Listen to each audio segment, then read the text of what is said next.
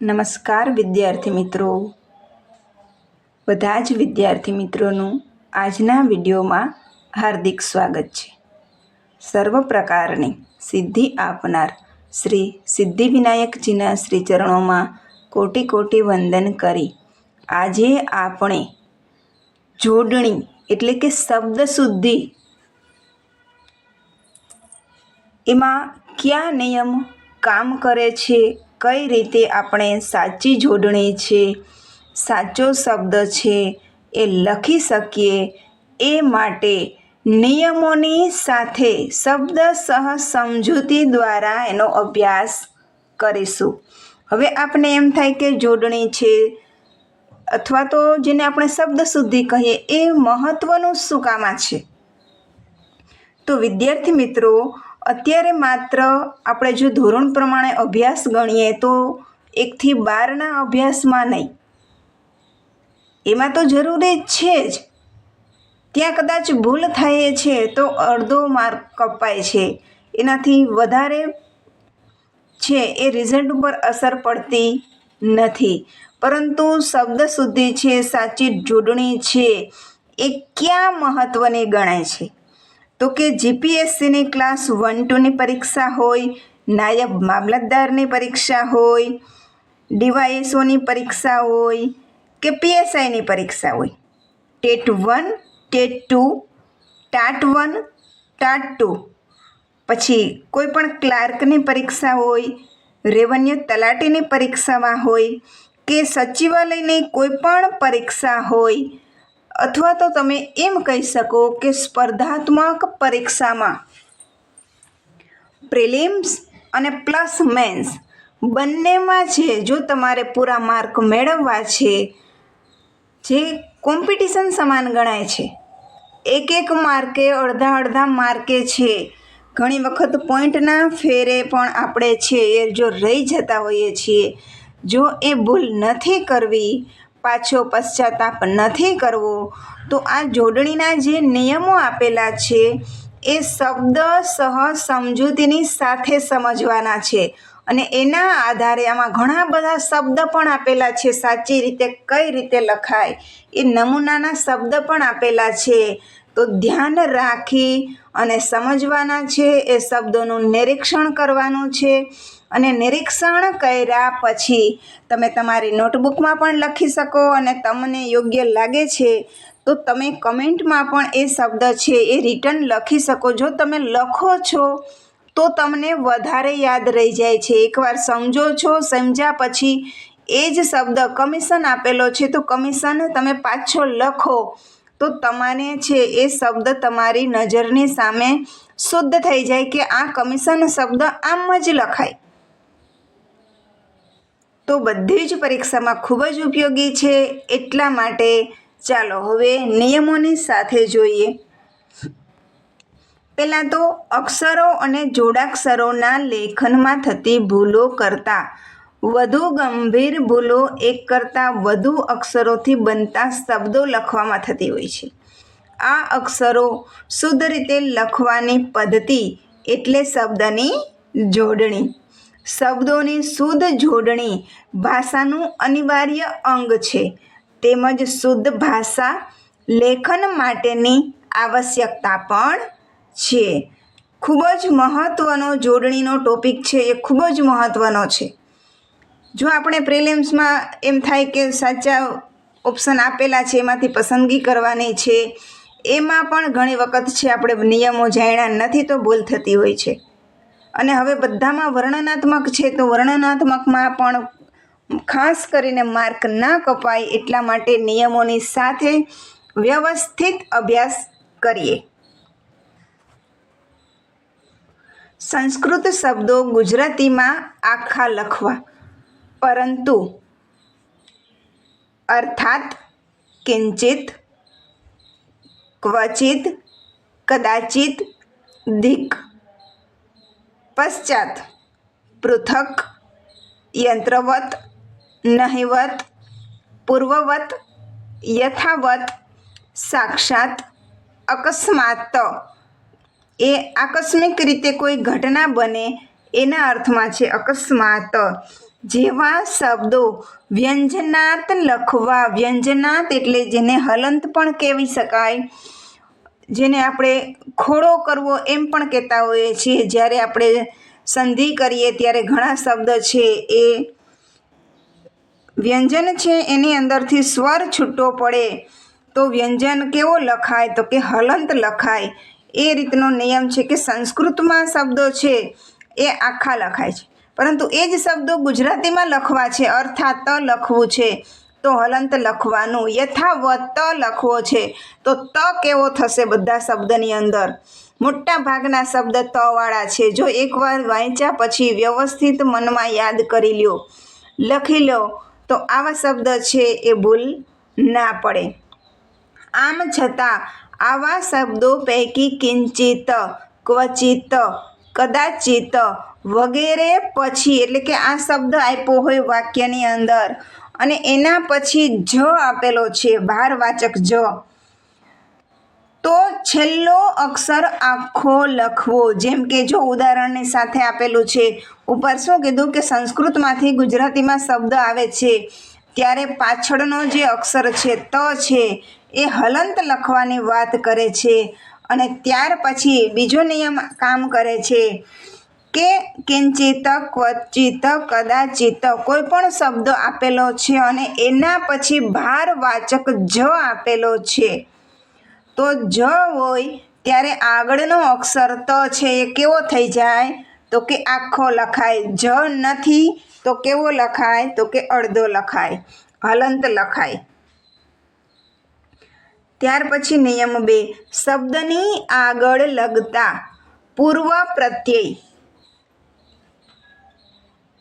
શબ્દની આગળ જે લાગે છે અધિ, અતિ, ની, પરી, પ્રતિ વગેરે શું છે? તો કે પૂર્વ પ્રત્યય છે. આ બધાને શું કહેવાય? પૂર્વ પ્રત્યય. પ્રત્યય આવે છે ગુજરાતીમાં, એમાં આપણને ખબર છે કે પૂર્વ પ્રત્યય કોને કહેવાય, પર પ્રત્યય કોને કહેવાય. તો આ બધા શબ્દ છે પૂર્વ પ્રત્યયના છે. હવે પૂર્વ પ્રત્યયનો નિયમ શું કામ કરે છે?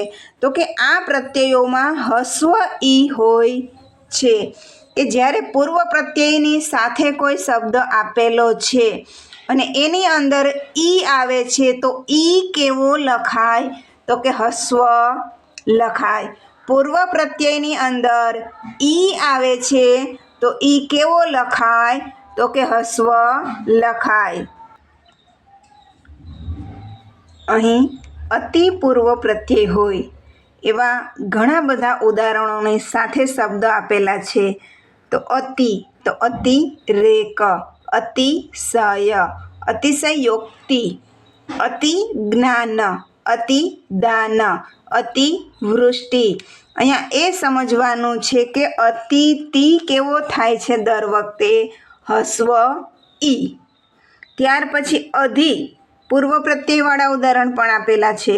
અધિક, અધિકતા, અધિકાર, અધિકારી, અધિકૃત, અધિકૃતિ, અધિસૂચના, અધિનિયમ, અધિવાસ, અધિવેશન, અધિષ્ઠાન.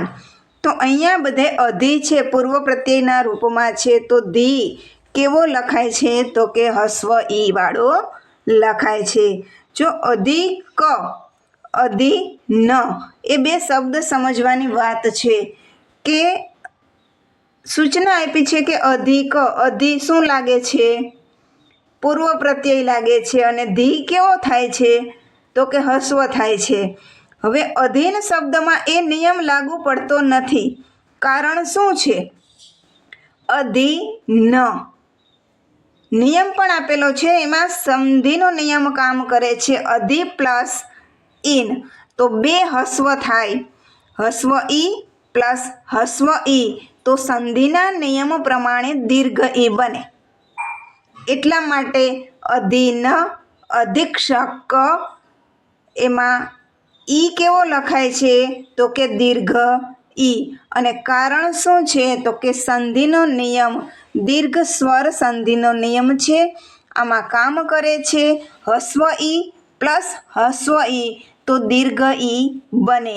એટલા માટે અધીન અધિક્ષક તો શું લખાય છે? તો કે હસ્વ ઈની જગ્યાએ દીર્ઘ ઈ. ત્યાર પછી અભિવાળા ઉદાહરણ આપેલા છે. અભિમાન, અભિમાની, અભિનવ, અભિનંદન, અભિનય, અભિનેતા, અભિનેત્રી, અભિનીત, અભિજાત, અભિજીત. આ બધા અભિ છે એ પૂર્વ પ્રત્યય છે ને ભી કેવો લખાય? તો ખાસ યાદ રાખવાનું, ભી પૂર્વ પ્રત્યયના રૂપમાં છે ત્યારે કેવો લખાય છે? હસ્વ લખાય છે. જો આમાં પણ નોંધ પણ આપેલી છે કે અભિપ્સામાં અભિ પ્લસ ઈપ્સા હોવાથી સંધિના નિયમ પ્રમાણે, અને પહેલાં પણ આપણે અધિન જે સંધિ જોઈ અધિક્ષક, એમાં પણ સંધિનો નિયમ કામ કરે છે. તો આ એવો જ શબ્દ છે અભિસ પ્લસ ઈપ્સા. તો હસ્વઈ એના લીધે દીર્ઘ ઈ બને છે. એટલે અભિપ્સા, અભિષ્ટ એમાં પૂર્વ પ્રત્યય છે એનો નિયમ કામ નથી કરતો, સંધિનો નિયમ કામ કરે છે.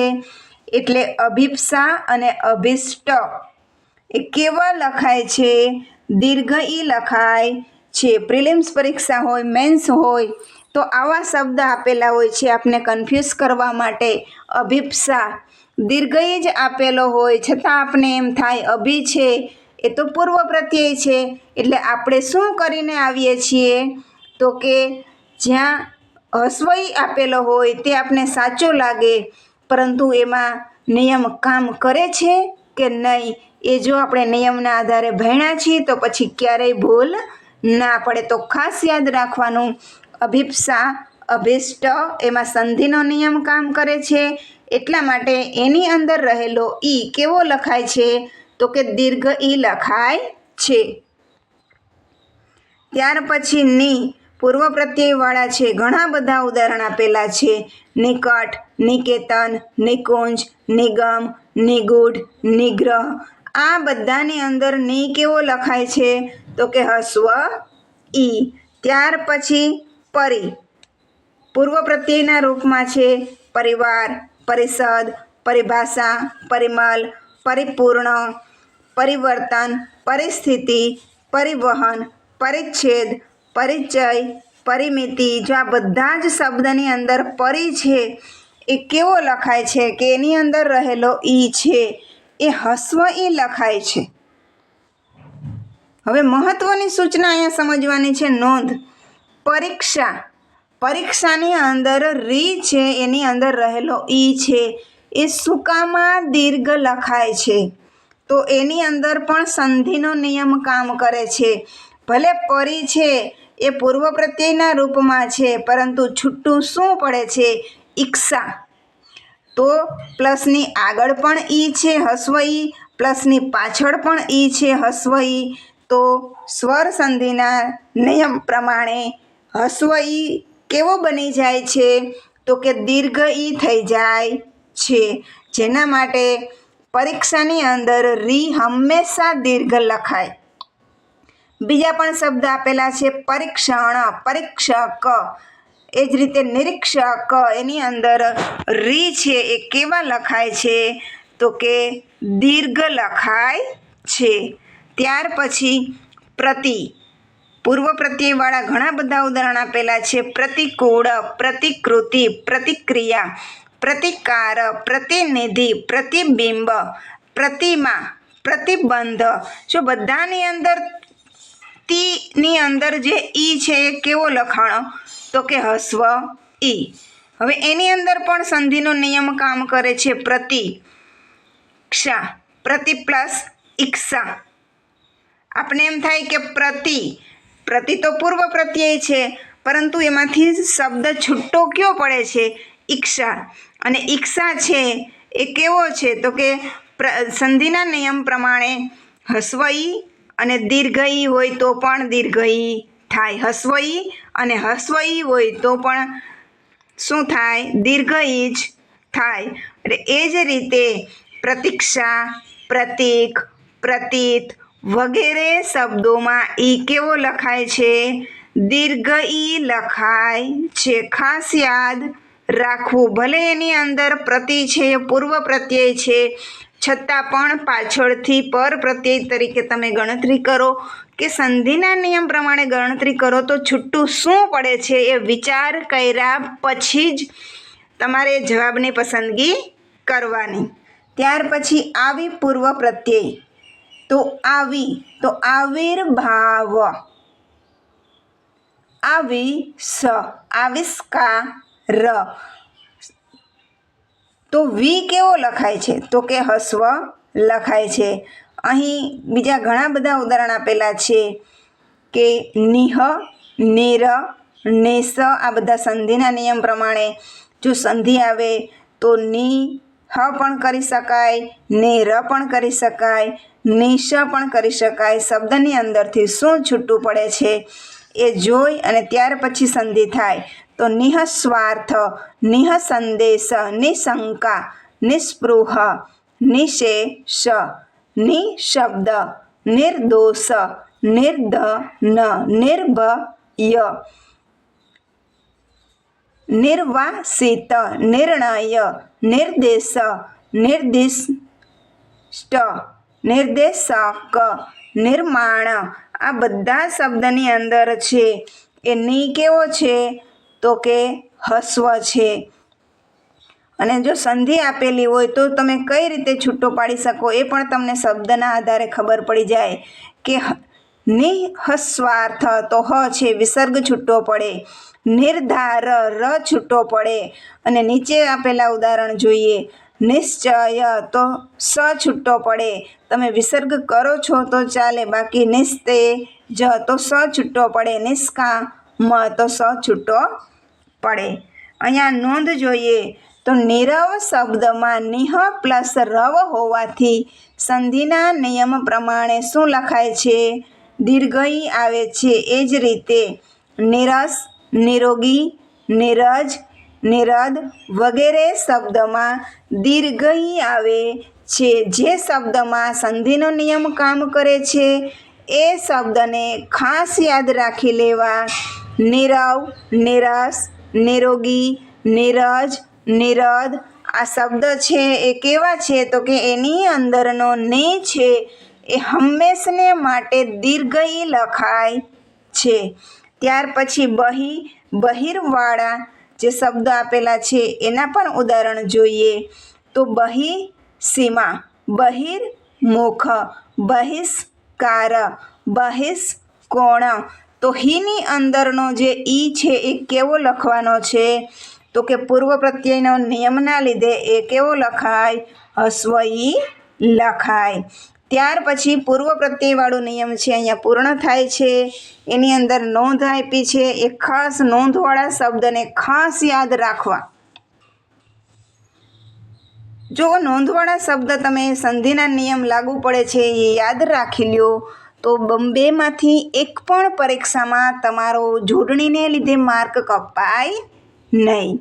વિદ્યાર્થી મિત્રો, મારી આ ચેનલ પર નવા છો તો ચેનલને સબસ્ક્રાઈબ કરી લેજો, વિડીયોને લાઈક કરી દેજો અને તમારા સાથી મિત્રોને અવશ્ય શેર કરજો. ત્યાર પછી નિયમ 3, શબ્દની આગળ લાગતા અનુ, ઉત, ઉપ, કુ વગેરે પૂર્વ પ્રત્યયોમાં હસ્વ ઉ હોય છે. આગળનો નિયમ કેવો હતો? ઈનો નિયમ હતો.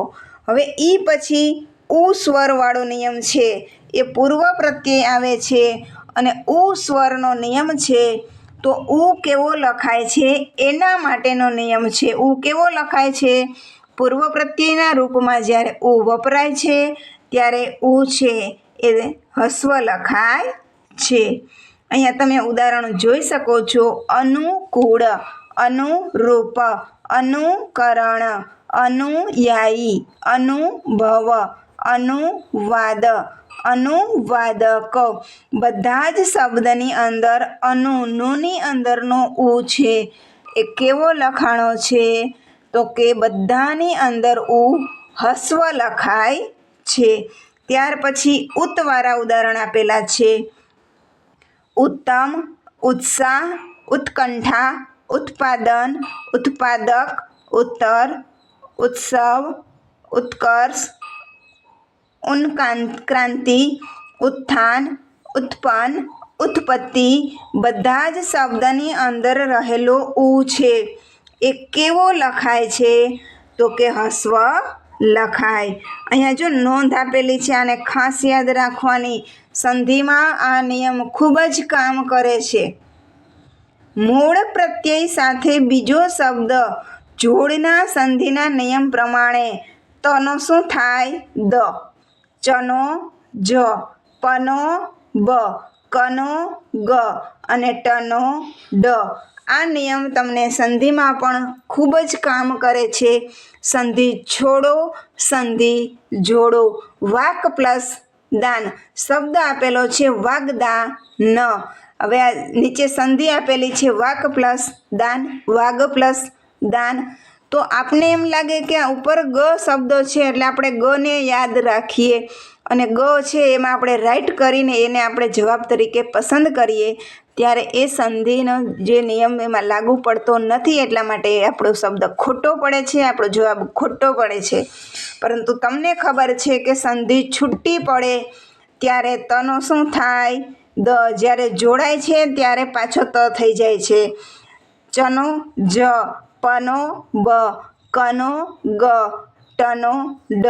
તો આ નિયમ છે એ ખાસ યાદ રાખવો. પ્રથમ અક્ષર છે એ કેવો રહે? તો કે એની અંદર હસ્વ જ રહે. ઉદાહરણ પણ આપેલું છે. ઉચ્ચાર, ઉત પ્લસ ચાર. ઉચ્છવાચ, ઉત પ્લસ શ્વાસ. ઉજ્જલ, ઉત્પત પ્લસ વલ. ઉદ્ધાર, તો ઉત પ્લસ હાર. ઉન પણ થાય અને ઉત પણ થાય. ઉલ્લાસ, ઉન પ્લસ લાસ વગેરે શબ્દ છે એ ખાસ યાદ રાખી લેવા. અહીંયા બીજા પણ ઉદાહરણ આપેલા છે ઉવાળા. ઉપયોગ, ઉપયોગી, ઉપવાસ, ઉપસચિવ, ઉપતંત્રી, ઉપકાર વગેરેની અંદર ઉ કેવો લખાય છે? તો કે હસ્વ ઉ. ત્યાર પછી કુ પૂર્વ પ્રત્યયવાળા ઉદાહરણ આપેલા છે. કુપાત્ર, કુકર્મ, કુસંગ, કુટેવ, કુછંદ, કુપુત્ર, કુસેવા, કુરૂપ વગેરે. એની અંદર ક છે એ કેવો લખાય છે? કે એની અંદરનો ઉ છે એ હસ્વ ઉ લખાય છે. ત્યાર પછી સુપૂર્વ પ્રત્યયવાળા ઉદાહરણ આપેલા છે. એમાં પણ સુવિચાર, સુપુત્ર, સુલેખન, સુરક્ષા, સુરક્ષિત. તો બધા શબ્દની અંદર છે એ શું કેવો લખાણો છે?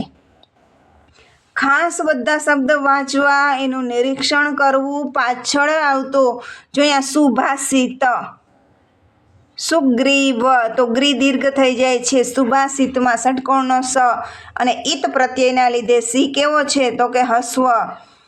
તો બધા જ શબ્દ ધ્યાનથી નિરીક્ષણની સાથે વાંચન કરવા, જેથી પરીક્ષામાં ભૂલ ન થાય. અહીંયા ચતુહ, ચતુર, ચતુસ્સ એ શબ્દ છે એની અંદર જ્યારે ઉ લખાય છે ત્યારે ઉ કેવો લખાય છે? હસ્વ લખાય છે. એના નિયમની સાથે શબ્દ પણ સાચા આપેલા છે. ચતુર્સીમા, ચતુર્ભુજ, ચતુર્શાંસ, ચતુર્મુખ. અહીંયા ચતુર્તાંત એ શબ્દ ખોટો લખેલો છે. ચતુર્વર્ગ, ચતુષ્કોણ, ચતુષ્ટય વગેરે શબ્દની અંદર જે તું લખેલો છે એ તું કેવો લખાય છે? તો કે હસ્વ ઉ. ત્યાર પછી આગળ જોઈએ તો દુહ અને દૂર. જે આગળ પણ આપણે જોયું પૂર્વ પ્રત્યયમાં, ઈના પ્રત્યયમાં, કે એની અંદર ઈ કેવો લખાય? હસ્વ લખાય. એ જ નિયમ છે ઉ માટે કામ કરે છે. દુઃસ્વપ્ન, દુસ્સહ, દુસ્સાપ્સ, દુર્જન, દુર્ગતિ, દુર્બલ, દુર્ભાગ્ય, દુર્લક્ષ્ય, દુર્યોધન, દુર્ગંધ, દુર્વ્યય, દુરાચાર, દુરાગ્રહ, દુરુપયોગ. બધાની અંદર દુ છે એ કેવો લખાણો? તો કે હસ્વ ઉ. ત્યાર પછી દુસ અને દુષ્કાલ, દુષ્કૃત્ય, દુષ્કર, દુસ્તર વગેરેની અંદરનો દની અંદર જે ઉ છે એવું કેવો લખાય છે તો કે હસ્વ ઉ. અહીંયા પુનઃ અને પુનર એના પણ ઉદાહરણ આપેલા છે. પુનઃ પ્રવેશ, પુનઃ સ્થાપન, પુનર્મુદ્રણ. બધા જ શબ્દની અંદર પુનઃ લખાય કે ખાલી પુનર્મુદ્રા લખાય, લખાય. તો આપણે ખબર છે છૂટો પડે ત્યારે હલંત થાય અને શબ્દ ભેગો થાય ત્યારે શબ્દની ઉપર છે એ જઈને બેસી જાય. તો બધાની અંદર પુનઃ, તો પુની અંદરનો ઉ છે એ કેવો લખાય છે તો કે હસ્વ ઉ. અહીંયા પુરઃ અને પુરસના ઉદાહરણ આપેલા છે. પુરોગામી, પુરસ્વરણ, પુરસ્કાર, પુરસ્કૃત, પુરસ્કરણ. તો એની અંદરનો પ છે, પની અંદરનો જે ઉ છે એ કેવો લખાય છે? હસ્વ લખાય છે. વિદ્યાર્થી મિત્રો, ખાસ ધ્યાન રાખવું, સંધિના નિયમ પ્રમાણે જે શબ્દ આપેલા છે પૂર્વ પ્રત્યયના લીધે જે શબ્દો આપેલા છે એમાં એક પણ ભૂલ ન થાય એ ખાસ ધ્યાન રાખવું. અને તમારો સાથ સહકાર છે એ આપતા રહેજો કે મારો આ વિડીયો છે એને લાઈક કરજો. ચેનલ પર નવા છો તો ચેનલને સબસ્ક્રાઈબ કરજો અને તમારા સાથી મિત્રોને પણ એનો લાભ મળે એટલા માટે અવશ્ય શેર કરજો.